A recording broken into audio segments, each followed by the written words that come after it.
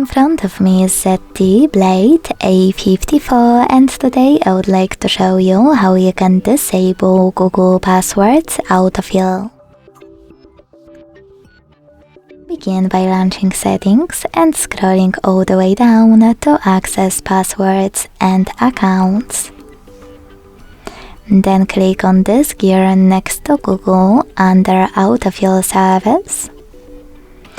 And hit this blue switcher next to Use Autofill with Google.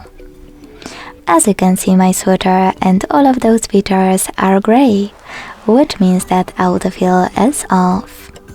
To switch it on, hit the same icon again. Thanks so much for watching. If you enjoyed this video, leave a like, comment and subscribe. Bye!